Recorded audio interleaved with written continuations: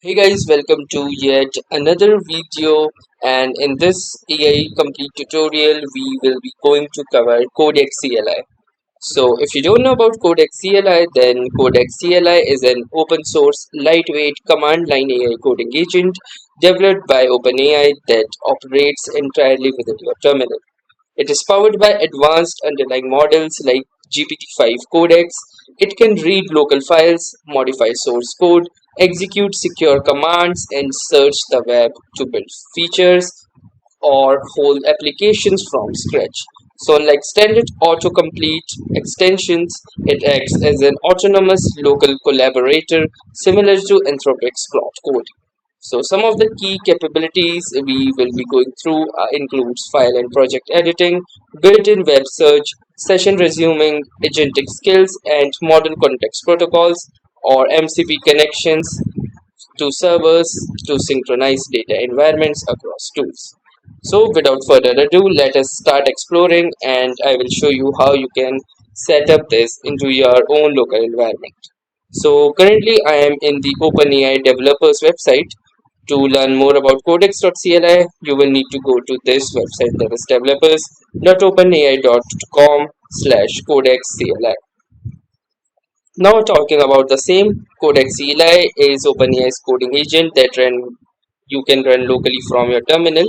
And if you wish to set up this, you have the installation guides for different setups. Like for macOS and Linux, you can simply use this particular command in your shell, whereas the Windows users can simply use the PowerShell using this particular command. We also have the npm version and the homebrew version as well. So currently we'll be focusing on to the Windows version as it is the widely used. So what we're going to do is simply copy this particular command, and then we'll need to fire up our Windows PowerShell and run it as an administrator.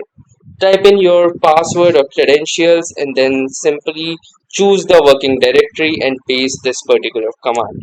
Now once you're done with that, simply hit the enter button and let the downloading of the codex CLI commence. So as here you can see, it is correctly installing codex CLI and it will detect your platform and the architecture automatically, and currently the following version is being downloaded for the codex CLI. So if we scroll more about meanwhile the process is happening, we can do a little bit more digging apart on the codex CLI.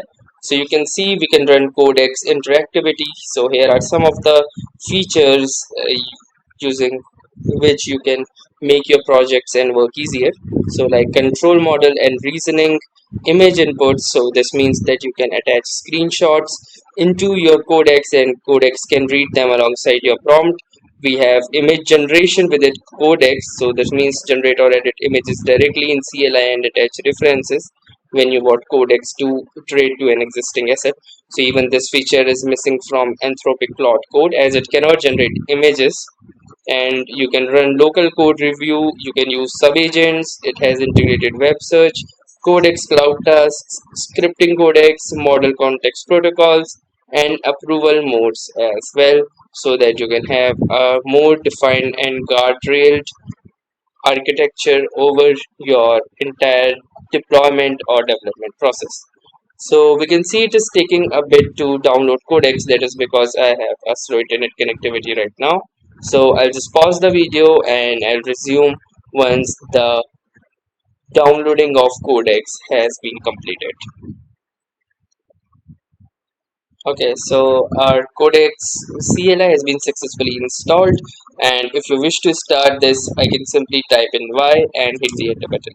Now here you can see this lovely great animation, looks like a lambda function in a Mercedes emblem, but nevertheless it says welcome to Codex, OpenAI's command line coding agent. Sign in with ChatGPT to use Codex as part of your paid plan or connect an API key for usage fees. Filling. So I'll simply sign in with my ChatGPT. So as I already have the Plus account, and also one thing to note is that you will need to have a paid tier subscription, either the Plus, Pro, Business, or the Enterprise plans with the ChatGPT.